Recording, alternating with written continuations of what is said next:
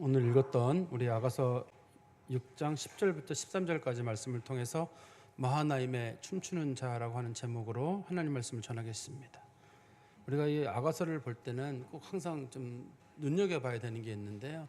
이게 겉으로 드러난 거는 남녀 얘기입니다. 남녀 얘기로 드러나 있습니다만 그 말씀의 깊은 뜻에 들어가 보면 솔로몬은 하나님을 뜻하고 술람미 여인은 이스라엘을 뜻하기도 하고 또 신약 성도들에게는 솔로몬은 예수 그리스도를 뜻하고 또 우리 술람미 여인은 우리 성도들을 뜻하거든요. 영적인 의미가 이중적인 차원이 있습니다. 그래서 이 말씀을 보실 때 남녀 얘기로 보시면 절대 안 돼요. 설명을 남녀 얘기처럼 붙인다고 해가지고 남녀 얘기를 할 때 보시면 안 되고 가장 영적인 것 중에 영적인 작품이에요. 이 아가서가요. 여러분들이 영적으로 깊이 묵상하면서 이 말씀을 보시면 훨씬 좀 이해가 쉽습니다. 그래서 제가 솔로몬 얘기를 막 꺼내거나 혹은 술람미 여인을 꺼낼 때에도 이 솔로몬은 하나님과 예수님을 뜻하는 거구나, 술람미 여인은 성도를 뜻하는 거구나, 이런 식으로 여러분들이 먼저 좀 전제를 가지고 이 말씀을 보시면 훨씬 이해가 쉬우리라 생각이 듭니다. 우리 앞부분에는 어떤 내용이 있었냐면 솔로몬과 술람미 여인이 서로 이제 불화가 좀 있었거든요. 그 불화의 원인은 이제 술람미 여인의 잘못 때문이었습니다. 그래서 솔로몬이 집을 나가는 사건이 있었어요. 그리고 이제 얼마 후에 솔로몬이 돌아왔거든요. 술람미 여인이 찾으려고 애를 썼습니다만 술람미 여인이 찾지를 못하고 그냥 솔로몬이 스스로 돌아온 거예요. 이 사건을 이스라엘 사람들은 어떻게 받아들였냐면 우리 이스라엘 백성들이 죄를 많이 지어도 그들이 하나님을 찾는 것이 아니라 하나님이 그들을 찾아오시고 그들을 만나주시고 문제를 풀어주시는 분이 하나님이셨다라고 이렇게 이스라엘 사람들은 받아들였고, 우리 신약을 사는 성도들은 이 사건을 예수 그리스도의 성육신으로 먼저 받아들이고 죄인인 우리들에게 위해서 예수님이 먼저 인간의 몸을 입고 우리 가운데 오시고 또 우리가 죄를 짓고 날마다 살아갈 때에도 예수님께서 먼저 우리에게 손을 내밀어 주시고 우리에게 은혜를 베풀어 주시는 것으로 우리가 이 말씀을 이해를 합니다. 그런데 이제 당시에 술람미 여인이 이 솔로몬과 어떤 그런 불화 과정 속에서 한 가지 깊은 걸 하나 깨달았었는데, 그동안은 자기가 자기 인생의 주인인 줄 알았어요. 자기가 자기 인생의 주인이어서 뭐든지 내 마음대로 내가 하고 싶은 대로 하고 싶었거든요. 그런데 솔로몬과 어떤 불화 이후에 깨달은 것이 뭐냐면 내 인생의 주인은 솔로몬이다. 우리는 성도들로 말하면 내 인생의 주인은 하나님이고 예수님이다라는 걸 깨달았어요.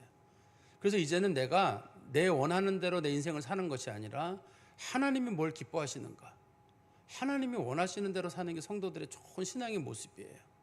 우리가 성숙하지 못할 때는 내 인생의 주인이 나기 때문에 내가 원하는 대로 내가 원하는 방향으로 꿈을 꾸고 살아갑니다. 그렇지만 성숙한 성도들은 내 인생의 주인이 항상 하나님이라는 걸 먼저 염두에 두셔서 어떻게 인생을 살 것인가 하는 그런 문제를 놓고 봤을 때도 하나님 기뻐하시는 거, 하나님이 원하시는 거, 판단을 내리기 어렵다는 분이 계세요. 어떻게 목사님 이걸 판단을 내려야 합니까? 할 때 사실 판단도 간단해요. 어떤 걸 하나님이 기뻐하시겠습니까? 한번 내 두 사람이 다투고 있어요. 다투고 있을 때 하나님은 뭘 원할까요? 둘이 머리끄댕이 잡고 싸운 걸 원할까요? 아니면 하나님은 두 사람이 화해하기를 원할까요? 문제가 간단하잖아요. 우리가 기도하기 싫을 때가 있거든요. 하나님은 기도하지 않는 거 원하실까요? 기도하는 거 원하실까요? 문제 해결이 쉬워요. 어떤 문제에 부딪혔을 때 하나님이 원하신다는 걸 먼저 정해야지, 우리가 주인이 돼버리면 내가 원하는 내 욕망하고 하나님의 생각하고 두 개가 항상 부딪혀가지고 어떻게 해야 되지 이런 고민만 하다가 끝나는 일일 수가 있습니다. 그리고 솔로몬과 술람미 여인 다시 관계가 회복된 다음에 솔로몬이 술람미 여인에게 아주 많은 찬사를 보냅니다. 세상에서 너 같은 사람은 없다. 나는 너만 보면 아직도 가슴이 떨리고 너는 사랑할 수밖에 없는 그런 사람이다.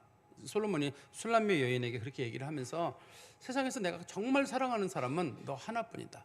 궁궐에 많은 왕비들이 있고 후궁들이 있고 시녀들이 있지만 나는 오로지 너 한 사람만을 사랑한다. 물론 솔로몬이 이 사건을 솔로몬이 궁궐에 있는 여자들을 사랑하지 않는다는 걸 설명하는 건 아닙니다. 이거를 영적인 차원에서 보면은 이해가 쉽지만 솔로몬이 술람미 여인만 좋아하고 실제로 그랬던 건 아니거든요. 그러니까 이걸 영적인 차원에서 봤을 때 하나님께서 우리 그리스도인들을 향해서 내가 정말 사랑하는 건 수많은 인간들이 있지만 하나님이 사랑하시는 건 우리예요. 우리 그리스도인들을 사랑하시거든요. 또 그걸 구체적으로 들어가 보면 하나님이 사랑하는 건 다른 사람이 아니라 나 자신이에요. 하나님이 사랑하시는 건 우리 자신입니다. 우리 주변에 있는 사람들, 우리를 사랑한다는 말도 때로는 필요할 때가 있습니다만 우리 주변에 있는 사람들은 어떻든 남이에요. 나를 제외한 주변에 있는 사람들은 남이거든요. 그 사람들도 소중한 사람들입니다만 하나님께서 그리스도를 택하신 우리들이 하나하나가 제일 소중한 사람들이에요. 그래서 자기 자신의 생명을 함부로 해서도 안 되고, 자기 자신을 내려봐서도 안 되고, 너무 무시해서도 안 되고, 나는 왜 이렇게 생겼는가, 난 왜 이런가 이렇게 따지는 것도 아니라 하나님은 이 모습 그대로를 가장 예쁘게 보신다. 사실 사람을 예쁘다 안 예쁘다의 기준은 뭔가요? 주관적이에요. 그 예쁘다 안 예쁘다의 기준은 주관적이기 때문에 그 기준을 가지고 우리가 판단할 때, 예를 들어 저희 교회에 어떤 아기가 교회에 왔어요. 제가 보고 나서 이 아기가 우리 교회에서 제일 예쁩니다 할 때 옆 사람이 보면서, 목사님 어떻게 그런 말씀을 하세요? 다른 집 아기가 더 예쁜데. 그 사람 눈에는 그 아기가 예쁘고 제 눈에는 이 아기가 예뻐요. 예쁘다는 건 주관적 아니에요? 제가 이 아기 보고 예쁘단 말도 못 하나요? 그죠? 근데 제가 보면 어떤 집 아기는 진짜 아기 같아서 예쁜 애가 있고, 어떤 애는 통통해서 예쁜 애가 있고, 어떤 애는 야무져 보여서 예쁜 애가 있고, 여러 종류의 예쁜 모습이 있어요. 근데 이거 다 주관적이에요. 하나님께서 우리를 사랑하시고 우리에게 아름답다고 하시는 것도 그냥 주관적이에요. 객관적으로 뭐 예쁘다는 건 없습니다. 객관적으로 예쁘면 저 사람이 성도로서 완벽하고 신앙생활 잘하고 뭐 이런 거지만, 우리가 사랑하는 사람들은 다 주관적이거든요. 우리가 자녀를 사랑하거나 우리가 누구를 좋다고 할 때도 다 그런 사랑이에요. 예를 들어 성도들도 한번 보세요. 어떤 부부가 볼 때 어떤 사람은 참 멋진 사람이 좀 덜 멋진 사람하고 둘이 결혼하고 살아요. 그러면 누가 얘기하기를, 저 사람네들이 왜 만났나? 그 사람 눈에 그 사람이 예뻐서 만난 거고 그 사람이 좋아서 만난 거지. 그럴 때는 뭘 보는 거냐면, 이 두 사람이 아주 안목이 높구나.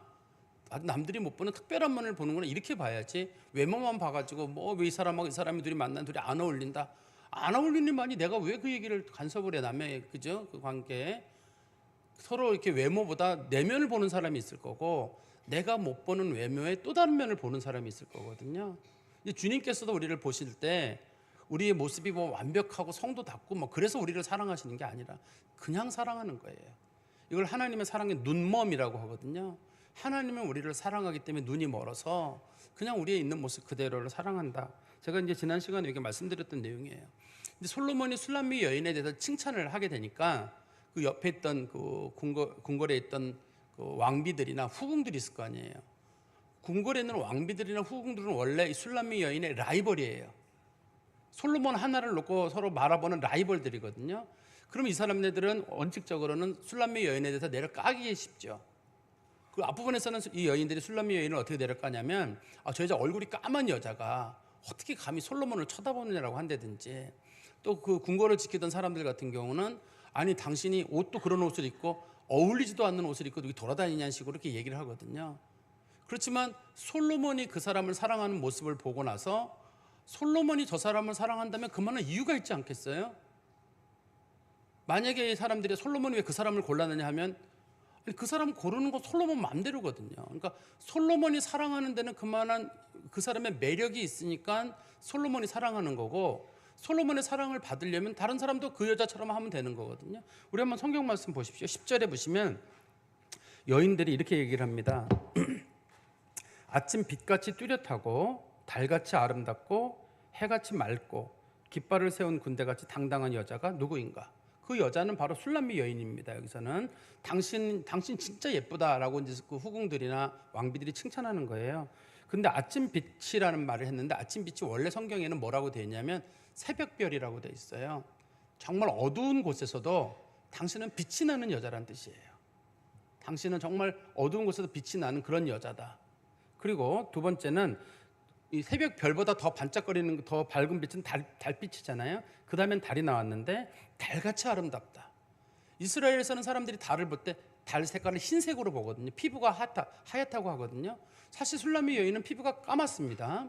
까만데도 사람들이 당신 피부가 하얗다라고 얘기를 하고, 달이 둥글어요. 여기 본문에서 말하는 달이 보름달이거든요. 보름달인데 우리는 달덩이 같다 그러면 둥글둥글하다 그런 뜻이지만, 성경에서는 달덩이라는 그런 표현이 완벽하다는 뜻이에요. 사실 술람미 여인은 완벽하지 않아요. 피부도 검고 성격도 모난 면이 있거든요. 그렇지만 이 여자들이 솔로몬의 사랑을 받는 이 여자를 보면서, 저 사람 피부도 하얗고, 피부는 원래 저래야지. 미의 기준이 바뀌는 거예요. 피부는 원래 저래야 되고 참 성격도 참 저 여자는 완전한 여자고, 그다음에 세 번째는 해같이 맑다. 별빛에서 달빛으로 그다음에 햇빛으로 바뀌면서 그 여자는 정말 여기서의 햇빛은 뜨거운 열정을 말하거든요. 솔로몬에 대한 순수한 뜨거운 열정을 가진 사람. 솔로몬이 저 사람을 사랑하는 이유는 저 사람은 솔로몬만 바라본 뜨거운 열정을 가진 사람이다. 이렇게 여자들이 얘기를 하면서 맨 끝에 이렇게 말합니다. 깃발을 세운 군대같이 당당하다. 이거는 위에서 솔로몬이 술람미 여인에게 했던 말이거든요. 옆에서 보는 사람들이 그 여인의 아름다움에 두려움을 느낄 정도로 예쁘다는 뜻이에요. 사랑하지 않으면 안 될 사람, 어떻게 저렇게 예쁜 사람을 솔로몬이 사랑하지 않을 수 있단 말인가? 그러니까 솔로몬이 그 사람을 사랑하는 이유는 그 사람을 사랑하는 이유는 솔로몬이 봤을 때 그 사람이 나름대로 완벽하다고 봤기 때문이에요. 그리고 이 여인들도 이것을 인정할 수밖에 없는 이유는 솔로몬의 판단을 믿기 때문입니다.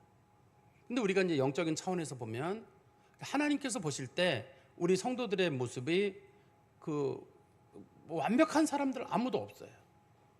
하나도 없습니다. 완벽한 사람들은. 그리고 우리 주변에 있는 사람들도 그런 얘기를 하죠. 어떻게 저런 사람이 성도냐. 그런데 그런 얘기를 꺼내는 사람들은 결국 누구를 무시하는 거냐면 우리를 택하신 하나님을 무시하는 거예요. 하나님은 나름대로 기준이 있어요. 하나님이 무슨 나보다 지적 능력이 떨어지거나 뭐가 아니라 하나님이 보시기에 어떤 기준이 있는 거예요. 아니 그래도 하나님 기준이 있어도 정상적이어야지. 어떻게 저런 사람이 성도가 되고 어떻게 저런 사람이 중직자가 되고 저런 사람이 목회자가 되고. 하나님 보시기에 다 그런 기준이 있어요.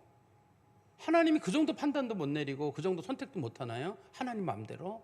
다 하나님 나름대로 기준이 있는 것처럼 이 본문에서는 솔로몬이 그 여인을 택한 것을 보고 사람들이 그래 솔로몬이 택했다면 저 여자에게는 그만한 아름다울 만한 그만한 이유가 있다. 그만한 이유가 있기 때문에 하나님의 성도로 불려지는 사람들을 누구도 비판해서는 안 돼요. 세상 사람들도 그리스도인들에 대해 함부로 말할 필요도 없고 그리스도인들도 스스로가 나는 뭐 부족하다 이런 얘기를 뭐 기도 가운데는 합니다만 너무 자기 자신에 자책하는 것도 좀 조심해야 될 문제일 것 같습니다. 그리고 이제 이 술람미 여인이 솔로몬과 지내면서 솔로몬과 특별히 둘이만 보내는 공간으로 가게 되는데 솔로몬과 둘이 보내는 공간을 이 본문에서는 호도동산이라고 하거든요. 호도나무가 있는 동산으로 가게 되는데요. 거기서 술람미 여인은 뭘 깨닫게 되냐면 내가 누구지? 나는 얼만큼 성숙한 사람이고 내가 솔로몬에게 맞는 사람인가라는 사실을 깨닫게 됩니다. 어떤 사람인가 한번 보세요. 우리 11절입니다. 골짜기에 푸른 초목을 보려고 포도나무가 순이 났는가 석류나무가 꽃이 피었는가 알려고 내가 호도동산으로 내려갔을 때. 이 본문의 내용은 이런 얘기예요. 솔로몬과 술람미 여인이 서로 가깝게 지내게 되는데 가깝게 지내다가 보니까 사람들의 칭찬 많이 들었잖아요. 솔로몬도 지금 자기에게 예쁘다 그랬고 너가 제일 예쁘다 그랬고 또 왕비들과 후궁들도 당신 정말 예쁘다 이런 식으로 칭찬했단 말이에요. 이제 그건 남 얘기고 자기가 생각할 때 정말 내가 솔로몬에게 맞아? 나는 정말 어느 정도 성숙한 사람이지? 그걸 성경이 뭐라고 표현했냐면요. 골짜기에 푸른 초목을 보려고. 초목이란 말은 조그만 싹이 돋는 거예요. 나무에 조그만 싹이 돋았는지. 그 다음에 두 번째는 포도나무에 순이 났는지, 포도나무에서 줄기가 자라고 있는지. 세 번째는 석류나무에 꽃이 피었는지. 꽃이 핀다는 건 열매가 맺기 전이거든요. 그러니까 이게 사람의 성숙 상태를 나타내는 거예요. 내가 영적으로 순이 날 정도의 아주 그런 조그만 그런 상태인 건지 아니면 가지가 자란 중간 정도의 상태인 건지 이제는 막 꽃을 피워가지고 열매를 맺기 직전의 상태인 건지 나는 어느 정도 되는 상태인 거지. 술람미 여인이 그전에는 생각을 안 해봤어요. 그냥 자기 제잘남만 살고 있었거든요. 근데 솔로몬과 지내면서 그래도 내가 솔로몬하고 좀 맞아야 되잖아요. 격이. 칭찬도 좋아요. 사랑한다는 것도 다 좋고 왕비도 좋고 뭐도 좋고 다 좋은데 그래도 내가 솔로몬과 뭔가 격이 맞아야 되지 않을까라는 그 문제를 가지고 이 여인이 지금 고민하는 거거든요. 이걸 우리가 영적으로는 하나님에 대한 이중 지식이라고 합니다. 하나님에 대한 이중 지식이란 말을 우리가 흔히 쓰지 않는 말인데요. 신학적으로는 그런 표현을 써요. 이중 지식이란 말은 뭐냐면 나를 잘 아는 사람은 하나님을 알 수 있어요. 하나님을 잘 아는 사람은 자기를 알 수 있어요. 쉽게 말해서 내가 누군지 아는 사람, 내가 죄인인 줄 알아요. 내가 부족한 줄 알아요. 내가 정말 못된다는 걸 알아요. 그때는 정말 하나님 좋으신 분이구나. 하나님이 아니었다면, 은혜가 아니었다면, 십자가가 아니었다면 난 죽었을 거야. 나는 하나님 앞에 구원을 받지 못했을 거야. 이런 생각이 들고, 또 하나님을 잘 아는 사람은 저렇게 거룩하고 순결을 하신 하나님께서 나 같은 죄인을 사랑하신 게 너무 고마워요. 하나님의 아들 예수가 나를 위해 돌아가셨다는 그 사건만 보고도 내가 도대체 얼마나 큰 죄를 지었길래 하나님의 아들이 죽을 수밖에 없었던가. 그래서 하나님을 잘 알고 예수를 잘 아는 사람들은 자기 자신을 돌아보게 돼요. 내가 죄가 없는 것 같다가도 하나님의 아들이 그냥 죽진 않았을 거 아니에요. 그렇죠? 죄라고 하는 게 우리가 뭐 누구를 미워한다든지 도둑질을 한다든지 이런 죄들이 인간들이 볼 때는 사소한 죄들이거든요. 그렇지만 성경은 그런 죄들 하나하나가 하나님의 아들이 죽어야 될 만큼 큰 죄라는 거예요. 우리가 봤을 때 아담과 하와가 저지른 데가 무슨 큰 죄인가요? 선악과 과일 하나 따먹은 건데, 그것도 무슨 남의 과일 따먹은 것도 아니고 에덴 동산 내가 돌보고 있었는데 거기서 하나님이 따먹지 말라고는 했습니다만 어떻든 돌보는 사람은 알아서 그거 하나 따먹은 건데 뭘 그게 대단한 거예요. 그렇지만 하나님 볼 때는 그 마음 속에 하나님에 대한 그런 거부하는 마음, 순종하지 않는 마음을 보셨기 때문에 하나님은 그걸 큰 죄로 보신 거거든요. 근데 어떻든 간에 사람이 자기를 잘 아는 사람은 하나님이 보여요. 그리고 하나님이 보이는 사람도 자기가 보여요. 그러나 자기를 모르는 사람은 하나님이 안 보여요. 내가 인생을 잘 사는 것 같아요. 내가 내 힘대로 사는 것 같고, 나는 인생에 크게 남 의지하지 않고 살 수 있을 것 같고, 난 특별히 죄 짓는 것 같지 않고, 보통의 인간들로 놓고 봤을 때 난 비교적 괜찮은 사람이라는 생각이 들 때가 있어요. 그 사람 하나님 몰라요. 말로는 십자가 예수님 얘기를 합니다만 예수가 필요 없어요. 그 사람은. 왜냐하면 내가 내 인생 내가 살아가는데 예수가 왜 필요해요? 말로는 예수님의 은혜로 하나님의 은혜로 말을 합니다만 속 마음속에서는 다 내가 했지. 당신은 그 정도 어떻게 올라갔어요? 그러면은 다 하나님의 은혜로 내가 기도해서 이렇게 얘기합니다만 속 마음속으로는 난 내가 열심히 살았어. 진짜 내가 열심히 했어. 나만큼 열심히 산 사람 없어. 이런 마음이 들어요. 그런 사람들은 하나님의 은혜를 몰라요. 그런데 지나온 모든 날들이 하나님의 은혜고, 내가 여기까지 오는데 하나님의 은혜가 있었고, 내가 똑똑하다고 치더라도 똑똑한 사람 다 성공하는 거 아니에요. 나보다 더 똑똑한 사람도 안 되는 사람이 있거든요. 나보다 더 건강한 사람도 먼저 가는 일이 있고, 또 성품이 참 좋은 사람도 사람 관계에 이렇게 몰리는 사람들이 있거든요. 근데 지나고 나보면 좀 부족하고 성격도 모나고, 그런데도 하나님께서 은혜로 감싸서 여기까지 왔다는 사실이 이게 감사하게 느껴지는 사람들은 그 사람은 하나님을 알아요. 그래서 우리가 하나님을 그 사람이 아는지를 어떻게 아냐면 자기 자신이 얼마나 죄인인지, 하나님의 은혜로만 살아간다는 사실을 잘 아는 사람은 하나님 아는 사람이에요. 그렇지만 거꾸로 그런 걸 모르는 사람들은 하나님 잘 모르는 사람들이에요. 그런데 이게 이중지식이라고 했으니까 하나님을 아는 사람도 나를 알아요. 하나님 사랑이 얼마나 많으신 분이신지, 하나님이 얼마나 너그러우신 분이신지, 하나님의 죄를 미워하시는 분이신지, 이런 걸 잘 아는 사람들은 죄 짓지 말아야 되겠다. 그러나 하나님은 은혜로 나를 이끌어 주시는구나. 이 부분을 깨닫게 되는데, 지금 술람미 여인이 솔로몬과 가까이 지내게 되면서, 특별히 이제 호도 동산에서 남들 없는 곳에 둘만의 시간을 보내면서, 솔로몬이 너무 멋있는데 내가 옆에서 보니까 내가 저기 좀 맞나 격이? 내가 저 사람과 함께 평생을 갈 만큼 내가 그만큼 성숙됐는가 하는 자기 자신을 돌아보게 됐다는 겁니다. 근데 그러다가 자기가 호도 동산을 가고 있는데 갑자기 솔로몬이 이 술람미 여인의 손을 잡고 자기가 타고 있는 그 가마에다가 솔로몬이 이 술람미 여인을 태우게 됩니다. 우리가 보통 이제 왕이 타는 가마를 연이라고 부르잖아요. 좀 화려하게 만든 가마, 연이라고 부르는데요. 그것에 이 술람미 여인이 타게 되거든요. 한번 성경 말씀 볼까요? 12절입니다. 부지 중에 내 마음이란 말이 원문에는 내 영혼이라고 되어 있습니다. 그러나 내 마음이나 내 영혼이나 상관없이 그냥 내가 이렇게 보시면 될 것 같아요. 부지 중에 내 마음이 나를 내 귀한 백성의 수레 가운데에 이르게 하였구나. 내 귀한 백성의 수레라는 말의 뜻은 왕이 타는 가마란 뜻이에요. 거기에 타게 됐는데 자기가 타고 싶어 탄 게 아니라 호도 동산에서 갑자기 얘기를 나누고 있는데 솔로몬이 야 술람미 여인 타. 그래서 자기 손을 잡고 탁 타게 된 거예요. 자기는 그 가마를 탈 거란 생각을 못 했어요.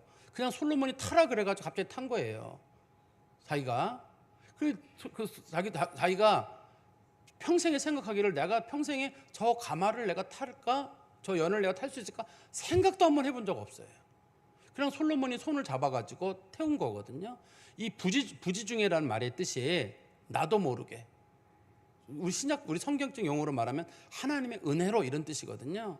나도 모르게 하나님께서 손을 내밀어 주셔가지고 나를 건져가지고 그걸 탈 수 있도록 하나님께서 이끌어 주신 거예요. 갑자기 신분이 바뀐 거예요. 우리가 성도가 되었다. 갑자기 성도가 된 거예요. 내가 왜 성도가 됐는지, 하나님이 내게 왜 은혜를 베푸셨는지 모르겠어요. 말로는 할 수 있어요. 뭐 하나님이 죄인을 사랑하십니다. 하나님이 우리를 의롭게 해주셨습니다. 하나님 우리 거룩하게 해주셨습니다. 설명은 됩니다만, 근데 왜 거룩하게 해줬대? 예수님은 당신은 왜 죽었대? 우리 죄 때문에 죽었대. 그래? 근데 내 죄 때문에 왜 죽었대? 나를 구원하시려고. 근데 왜 구원하시려고 그랬대? 이렇게 쭉 들어가다 보면 그냥 하나님이 왜 하신 일에 대해서 우리가 다 설명 못하는 부분이 많아요.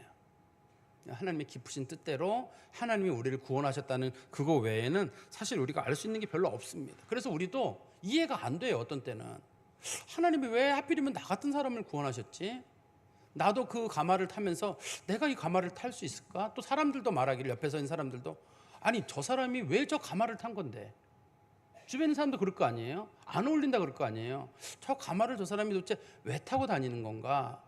사실 우리들이 그 신앙적인 차원에서 봤을 때 사실 우리가 예수는 믿고 그 성도로서 살아갑니다만 우리들의 모습만 보면 하나님의 구원의 자리에 혹은 성도들이 타는 성도의 반열에 이를 만한 사람이 아니죠. 그냥 이 본문에 보니까 그냥 부지중에예요. 성경의 표현으로는 부지중에 나도 모르게 하나님의 은혜로 하나님이 우리를 택하셔가지고 하나님의 백성을 삼으신 거예요. 그러니까 이 본문에서는 술람의 여인은 몰라요. 그냥 솔로몬이 자기에게 다가와가지고 자기 손을 잡아가지고 자기를 가마에 태워가지고 너는 내가 제일 사랑하는 여자다. 나와 함께 지내자. 이렇게 얘기를 했다는 겁니다. 그런데 이제 솔로몬이 이 술람의 여인에게 가마를 태워줬는데 가마를 태우고 가다 보니까 어디까지 가게 됐냐면 술람의 여인의 고향을 가게 됐어요. 이 가마를 타고 가다 보니까 이제 누가 이 장면을 보게 되냐면 술람의 여인의 동네 친구들이 있을 거 아니에요. 동네 친구들이 너무 잘 알아 이 사람을요. 근데 그 여자애가 그 가마에 타고 있는 거예요. 그러면 동네 여자들이 보면서 하는 말이 야 진짜 안 어울리는 애가 저기 탔다. 근데 술람의 여인이 그게 아니라 솔로몬이 나를 이렇게 부지중에 태워가지고 나도 모르게 탁 타라 그랬어. 야 그렇다고 그걸 타니? 잘 생각해봐. 야 네가 얼굴이 그 궁궐에 있는 여자들하고 비교해가지고 얼굴이 되니? 네가 성격이 맞니? 궁궐에 있는 사람들은 다 그래도 귀족집 자본인 그 자제들인데 너는 포도 농사 짓던 그 여자 아니야. 안 어울려. 빨리 내려와. 너 주제 파악하고 내려와. 그게 오늘 성경에 나오거든요. 13절에 보세요. 돌아오라. 술람미 여자야. 돌아오라. 우리가 너를 보게 하라. 야 술람미 빨리 내려와. 이런 뜻이에요. 자중하고 주제 파악하고 빨리 내려와라. 그거 네가 어울리지도 않은 거 그거 타고 간다는 게 말이 되냐는 거예요.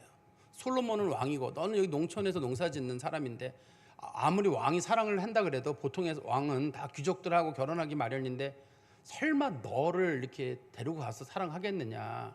너 착각이다. 그리고 자기들이 볼 때 이 궁궐에 있는 여자들은 이미 이제 솔로몬과 술람의 여인이 지내는 걸 보고 칭찬했잖아요. 그렇지만 이 여자들은 몰랐거든요. 솔로몬이 이렇게 잘 지내는 거를.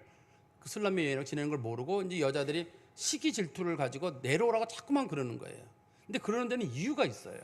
어떤 이유가 있냐면 이 술람미 있잖아요. 술람미라는 말의 원래 공식 명칭은 술람 여인이란 뜻이에요. 술람이란 말은 수냄이란 뜻입니다. 수냄에 사는 여자, 우리식 표현으로는 수냄댁이란 뜻이에요. 수냄에 사는 여자란 뜻인데 이 여자가 이 용어를 그냥 쉽게 부르면 수냄댁이 되지만 이거를 술람미에다가 시옷을 붙이잖아요. 술람밋이라고 붙이게 되면 똑같은 단어가 뭐가 있냐면 솔로몬과 똑같아요. 글자를 잘 보세요. 솔로몬과 술람밋이 자음이 똑같잖아요. 뜻이 둘 다 똑같이 무슨 뜻이냐면 둘 다 완전한 자란 뜻이에요. 솔로몬도 뜻이 완전한 자란 뜻인데 술람밋은 여성형으로 완전한 자란 뜻이에요. 그리고 솔로몬의 짝은 술람밋이어야 되거든요. 그러니까 이 여자들이 뭐라고 약을 올리는 거냐면 야, 네 이름이 술람미라고 해가지고 네가 진짜 술람미인 줄 아느냐. 솔로몬의 완벽한 짝이라고 생각하느냐. 너는 이 발음만 술람밋으로 불리는 거지 실제로 너는 수냄댁이야. 솔로몬의 완벽한 여자라고 생각하지 말고 넌 수냄댁이라고 잘 생각하고 적당할 때 내려와. 안 어울려. 우리 이제 성도들이 신앙생활 할 때 보면 사람들이 우리들에게 얘기를 하죠. 우리가 하나님의 자녀라. 그러면 사람들이 아니 네가 어떻게 하나님의 자녀냐고. 또 누가 직분을 맡아가지고 권사다 장로다 그러면 뭐 당신이 권사고 당신이 무슨 장로냐고. 어울리지도 않게. 당신이 무슨 목회자냐고. 아마 저를 어렸을 때 보는 친구들도 그럴 거예요. 네가 목회자가 됐냐고 말이야. 안 어울린다고. 뭐 그런 친구도 있을 거예요. 근데 하나님께서 어떻든 뭐 직분 가려주시고 또 옷도 입혀주시고 또 하나님께서 안수도 주시고 이래서 여기까지 와서 말씀을 전하는 거지. 우리가 개인 인간으로 내려가 보면 목회자가 누가 있고 장로님이 누가 있겠어. 다 똑같은 인간들이죠. 그런데 하나님께서 세워주셔가지고 우리들을 직분자로 불러주셨는데 누군가가 안 어울린다, 그만 벗어라, 그만해라, 이런 얘기를 누가 해요? 하나님이 세워주시는 건데. 그러니까 우리가 교회 직분들도 성도라 부름을 받는 것도 중요하지만 교회 직분 하나하나도 우리가 옆에서 안 어울린다, 그만둬라, 내려라, 이런 식의 용어들은 좀 사용하지 않았으면 좋겠고, 우리 그리스도인들도 그것 때문에 자기 자신이 나는 너무 뭐 안 되니까 뭐 난 직분자도 아니고 나는 그런 마음을 먹으면서 장로 노릇을 못한다든지 목회자 노릇을 못한다든지 권사님 노릇을 못하면 그거는 더 큰 문제가 될 거예요. 사람들의 말에 우리가 너무 휘둘릴 건 없습니다만, 그러나 우리가 그리스도를 닮아가는 모습은 필요한데, 성경에서 그리스도를 닮아가는 건 내가 하는 건 아니에요. 어차피 나를 태워주신 예수님과 성령님이 하실 일들이기 때문에 믿고 기다리는 게 우리 가운데 필요합니다. 근데 이 얘기를 듣고 나서 솔로몬이 화가 났어요. 우리 다시 보시면 13절 뒤에 보시면 너희가 어찌하여 마하나임에서 춤추는 것을 보는 것처럼 술람미 여자를 보려느냐. 솔로몬이 좀 화가 나가지고, 이게 화가 난 장면입니다. 너희들이 뭔데 술람미 여인에게 함부로 얘기하냐는 거예요. 니들이 뭔데? 내가 이 사람 골라가지고 여기 지금 가마에 태웠는데 니들이 뭔데 감히 함부로 술람미 여자를 이런 식으로 조롱하고 내려오라 그러고 돌아오라 그러고 내려와서 우리랑 같이 지내자 그러고 넌 거기 격이 안 맞는다는 식으로 어디 함부로 말을 하냐는 거예요. 근데 우리가 그 말씀을 어떻게 볼 수 있냐면 이 본문에서 마하나임에서 춤추는 것을 보는 것처럼이라는 말이 그런 뜻이에요. 좀 설명을 드리면 이스라엘 사람들이 우리로 말하면 논산훈련소 같은 군사훈련소가 있어요. 그게 마하나임에 있어요. 이 마하나임은 원래 뜻은 하나님의 군대라고 하는 뜻입니다. 이름의 뜻이. 거기서 이제 하나님의 군대를 야곱이 만난 적이 있어. 하나님의 군대라고 이름을 붙였는데 거기가 요새도 있고 군사훈련소가 있어요. 그래서 다윗 왕이 자기 아들 피해서 갔을 때 그때도 거기가 숨어 있었어요. 마하나임에 가서. 사울왕도 마찬가지. 사울왕도 거기 간 적이 있었거든요. 그래서 마하나임이 군사 요새의 중요한 요소예요. 마하나임에 춤추는 자는 뭐냐면 군인들이 군사 요새에서 훈련을 받잖아요. 힘드니까 우리나라 논산훈련소에 연예인들 오듯이 당시에도 여자들이 와가지고 춤을 추는 일이 있었어요. 그러면 이제 그 군인들이 여자들이 오면 막 춤을 추면서 뭐 예쁘다 박수 치면서 멋지다 뭐 이런 식으로 얘기할 거 아니야. 나랑 결혼합시다 이런 식으로 얘기를 하는데 그게 본심이냐는 거예요. 그냥 거기 훈련소에 있는 사람들끼리니까 예쁘다고 하는데 그 여자가 진짜 믿고 저 사람이 나랑 결혼하자는 건가 뭐 그런 식으로 생각하지는 않잖아요. 근데 여기서는 이제 여자들 놀리기를 뭐라고 놀리는 거냐면 야 쟤는 술람미, 쟤는 솔로몬이 예쁘다 그러니까 진짜 예쁜 줄 아나 봐. 솔로몬이 뭐 귀엽다 그러니까 진짜 귀여운 줄 아나 봐. 쟤는 꼭 마하나임에서 춤추는 뭐 그 논산훈련에서 춤추는 여자들이 군인들이 막 박수치고 예쁘다 그러니까 진짜 뭐 자기한테 하나 보지. 군인들이 남자들끼리 있으니까 그냥 뭐 어떻게 못하고 예쁘다고 하는 건데 저걸 진짜로 하나? 이런 식으로 지금 놀리는 겁니다. 이 본문의 뜻이. 그러니까 솔로몬이 말하기를 너희들이 뭔데, 당신들이 뭔데 함부로 말을 하냐는 거예요. 마하나임의 무희라니. 솔로몬이 듣기 때 그걸 마하나임의 무희로 들은 거거든요. 어디 내가 사랑하는 사람에 대해서 함부로 말을 하냐는 거예요. 내가 택했는데 내가 그러면 눈도 없느냐, 내가 사람 고르는 기준도 없느냐, 내가 그걸 몰라서 내가 하겠느냐. 하나님이 우리를 택하시는 것도 마찬가지잖아요. 사람들이 우리 그리스도인들이 나는 성도입니다, 하나님의 자녀입니다라고 얘기하면 사람들이 아이고 성도 말만 성도지 무슨 성도에 저게, 난 저 사람 천국도 못 갈 것 같아. 그런 식으로 사람들이 함부로 말을 하거든요. 근데 성경은 뭐라고 말하냐면 내가 택한 백성을 네가 함부로 왜 함부로 말하냐는 거예요. 우리 로마서 14장에도 보면 1절부터 3절에 보면 그런 말씀이 있거든요. 주로 이제 음식과 관련된 규례입니다만 거기서 하나님이 사도 바울이 기록하기를 하나님이 괜찮다고 하는데 왜 네가 나서냐는 거예요. 내 종을 판단하는 너는 누구냐? 네 종이냐 그 사람이? 네가 주인이냐? 하나님이 주인이 되셔서 하나님이 그 사람에게 자유를 주시고 하나님이 허락하셨는데 네가 무슨 자격으로 그 사람이 신앙생활 잘하니 못하니 인격이 되냐 아니 함부로 맞았냐. 사도 바울이 그 성경 말씀을 가지고 아주 그 로마 사람들에게 아주 어미 꾸짖는 장면이 있거든요. 근데 우리도 한 번쯤 조심해야 될 일들이에요. 우리들에게 그런 모습이 있는가 없는가. 사실 우리가 그 사람이 좋다 나쁘다 할 때 우리는 좋다 나쁘다 기준은 그냥 우리가 그 사람을 사랑하기 때문에 그냥 다 좋게 보이는 거고, 사랑은 제가 처음 말씀드린 대로 눈이 멀어야 보이는 거거든요. 우리가 우리들 자녀들을 사랑할 때 자녀들이 무슨 성품이 퍽 좋거나 퍽 귀엽거나 무슨 조건이 있어 사랑하는 건 아니잖아요. 아이들을 잘 보면 똥 싸고 소리 지르고 떼쓰고 나이 먹어서도 철 안 들고 부모에게 착한 자식이 누가 있어요. 그래도 우리가 그냥 내 자식이니 알고 그냥 같이 사랑하고 가는 건데 사람들이 옆에서 그 모르고 초칠하기를 아이고 아무개 엄마 아무개 그 누구네 걔는 당신 아들은 진짜 못된 놈이죠. 그놈은 인간도 아니죠. 그러면 엄마가 듣고 맞아요. 우리 아들은 못된 놈이 인간다. 이렇게 받아들이나요? 어디 내 자식한테 함부로 말하느냐고. 당신이 모르는 장점이 있는데 어디 내 자식 욕하느냐.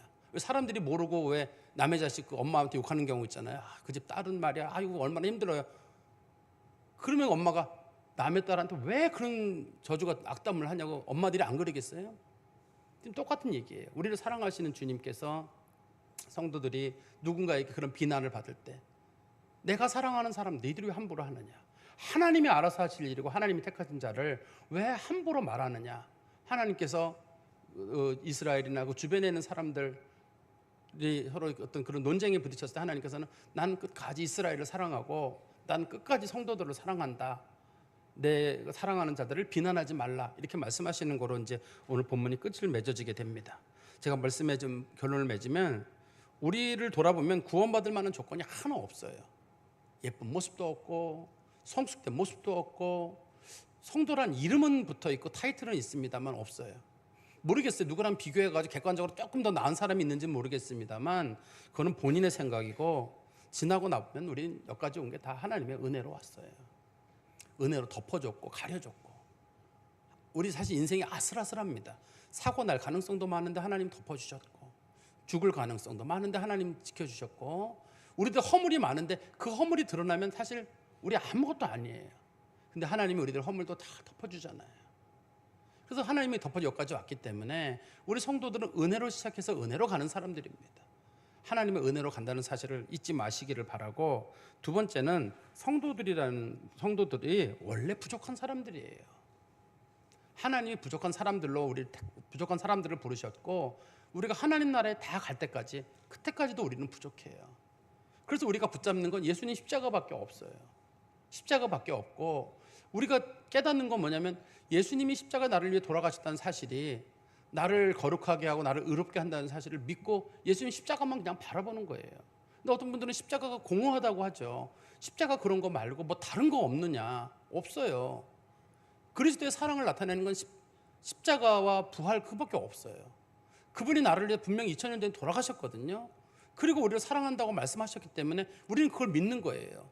그때 우리가 무슨 뭐 하나님 앞에 거룩함과 성숙함을 드러냈느냐? 아니에요. 우리가 로마서 5장 8절에 보면 이런 표현이 있거든요. 로마서 5장 8절에 우리가 죄인 되었을 때 그리스도께서 우리의 죽으심으로 우리에 대한 자기의 사랑을 확증하셨다는 말이 있어요. 하나님은 사랑을 어떻게 보여주셨냐면 죄인인 우리를 사랑하신 것이지 의로운 자를 사랑하거나 말씀을 잘 지킨 자를 사랑한 게 아닙니다. 하나님의 사랑은 어떻게 확증이 되냐면 죄인이고 부족한 사람들을 사랑하면서 드러나는 거거든요. 그래서 우리가 부족해요. 그래도 하나님은 사랑하신다는 그 사랑을 붙잡고 십자가 붙잡고 다시 일어나는 겁니다. 우리 성도님들이 이 말씀에 좀 위로를 삼으시고 하나님은 우리를 끝까지 사랑하신다. 그 말씀 가지고 살아가시기를 간절히 소망합니다. 기도하겠습니다. 하나님 아버지, 주님의 은혜 감사합니다. 하나님께서 우리를 지극히 사랑하신다는 그 말씀을 저희들이 마음에 두고 살아가도록 도와주시옵소서. 누군가는 말하기를 그래도 성도가 성숙해야 되고 그래도 성도는 거룩해야 되고 그래도 성도는 온전해야 된다고 하는데 잘 알고는 있는데 우리 중에 그런 사람이 과연 누가 있을지요. 하나님께서 우리들을 사해 주지 않으시고 덮어주지 않으시면 하나님 앞에 설 수 있는 사람은 하나도 없다는 사실을 잘 알고 있습니다. 하나님께서는 우리를 덮어주셔서 자녀라 부르시고 성도라 부르시오니 하나님의 은혜가 크고 하나님의 사랑이 감사합니다. 우리가 하나님 앞에 그런 은혜와 사랑을 받았사오니 우리도 다른 사람들을 덮어주고 다른 사람들을 사랑할 줄 아는 마음이 있도록 우리가 사랑을 받았사오니 그 사랑을 나눌 줄 아는 믿음의 사람이 되게 하여 주시옵소서. 예수 그리스도의 이름으로 기도하옵나이다. 아멘.